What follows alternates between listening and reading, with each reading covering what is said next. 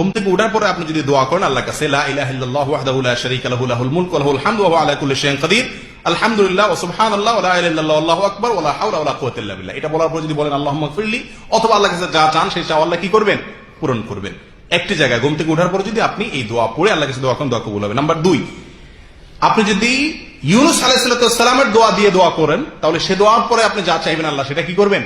কবুল করবেন। বা সে দোয়া পড়তে পড়তে আপনি যা মনে মনে চাইবেন সে দোয়া আল্লাহ কবুল করবেন। কারণ এই বিষয়ে নবী আলাইহিস সালাম বলেছেন, সূরা নাসাইতে বর্ণিত হয়েছে, সাঈদ ইবনে আবি ওয়াক্কাস বর্ণনা করেছেন যে দাওয়াতু যিন্নুন ইযা দাআ বিহা ওয়া ফি বাতনিল হুত লা ইলাহা ইল্লা আনতা সুবহানাকা ইন্নী কুনতু মিনাজ জালিমিন ফাইন্নাহু লাম ইয়াদউ বিহা রাজুলুন মুসলিমুন ফি শাইইন ক্বাত ইল্লা ইস্তাজাবা আল্লাহু লা। ইতিহাসে কেউ লা ইলাহা ইল্লা আনতা সুবহানাকা ইন্নী কুনতু মিনাজ জালিমিন এই দোয়া পড়ে আল্লাহর কাছে দোয়া করছে আর দোয়া কবুল হয় নাই, এরকম ঘটনা ঘটে নাই। কি বলতেছেন? নবী আলাইহিস সালাম বলতেছেন। প্রিয় ভাই, তাহলে যেই কোনো বিপদ থেকে বাঁচার জন্য একটা কমন দোয়া আছে, কি? দোয়া ইউনূস, লা ইলাহা ইল্লা আনতা সুবহানাকা ইন্নী কুনতু মিনাজ জালিমিন। এটা পড়ে দোয়া করলে বা এটা পড়ে দোয়া করলে দোয়া কবুল হয়। নাম্বার 3, ইসমে আজম পড়ে দোয়া করলে দোয়া কবুল হয়। এই বিষয়ে তিরমিজির একটি হাদিসে আসছে, নবী আলাইহিস সালাম বলেছেন, যেটা আব্দুল্লাহ ইবনে বুরায়দা রাদিয়াল্লাহু তাআলা আনহু আব্দুল্লাহ ইবনে বুরায়দা তার বাবার সূত্রে বর্ণনা করেছেন যে নবী আলাইহিস সালাম বলেছেন, কোন ব্যক্তি যদি দোয়া করে এই কথা বলে, আল্লাহুম্মা ইন্নী আসআলুকা বিআন্নী আশহাদু আন্নাকা আনতাল্লাহু লা ইলাহা ইল্লা আনতা আল আহাদ আস-সামাদ আল্লাযী লাম ইয়ালিদ ওয়া লাম ইউলাদ ওয়া লাম ইয়াকুল লাহু কুফুয়ান আহাদ, এটা বলে যদি দোয়া করে তার দোয়া আল্লাহ কি করেন? কবুল করেন। কয়টা গেল? 3।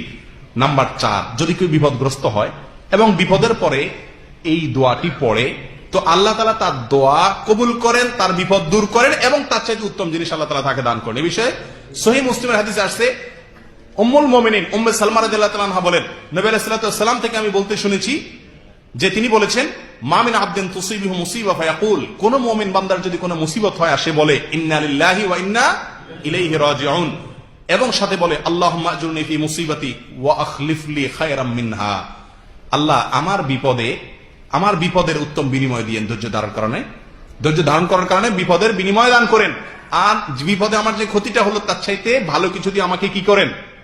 পোষায়া দিয়েন। এই দোয়া যদি কেউ করে, নবী আলাইহিস সালাম বলেন, তাহলে আল্লাহ সুবহানাহু ওয়া তাআলা ওই ব্যক্তিকে ওই মুসিবতের বিনিময়ে উত্তম কি দিবেন? বদলা দিবেন, এবং তার উত্তম ভালো এর চাইতে বিকল্প দিবেন।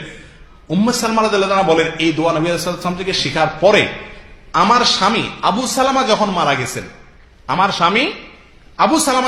গেছেন, আবু সালামার মৃত্যুর পরে আমি আল্লাহর কাছে দোয়া করছি, আল্লাহ সুবহানাহু ওয়া তাআলা আবু সালামার মতো স্বামীকে হারাইছি, এরপরে রাসূলকে আমার স্বামী বানাই দিয়েছেন। দোয়া কিরকম কবুল হয়েছে দেখছেন? তাহলে এই দোয়া করলে দোয়া কবুল, এই দোয়া করে দোয়া করলে কি হয়? দোয়া কবুল হয়। কয়টা গেল? 4টা। নাম্বার 5, আল্লাহর কাছে যে ব্যক্তি জিকির করে বেশি বেশি, তার দোয়া কি হয়? ওই জিকিরের পরে দোয়া করলে দোয়া কবুল হয়। এই বিষয়ে হাদিসে আসছে সালাতুন লা ইউরাদ্দু দুআউহুম, এর ভিতরে আসছে ব্যক্তি আল্লাহকে বেশি বেশি জিকির করে তারপর দোয়া করলে দোয়া কবুল হয়। 6 নম্বর, কোরআন তেলাওয়াতের পরে দোয়া করলে দোয়া কবুল হয়।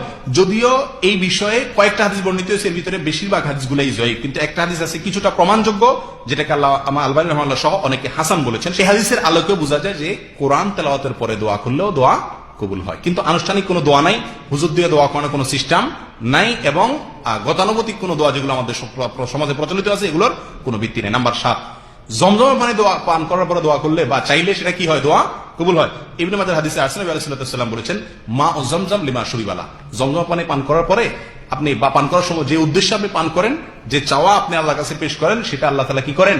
পূরণ করেন। তাহলে এই 7টি ক্ষেত্র আছে বা 7টি মুহূর্ত আছে যে মুহূর্তগুলোতে দোয়া কবুল হয়। সর্বসাকুল্যে মোট কয়টা হলো? 33টা। আমরা এক নজরে যদি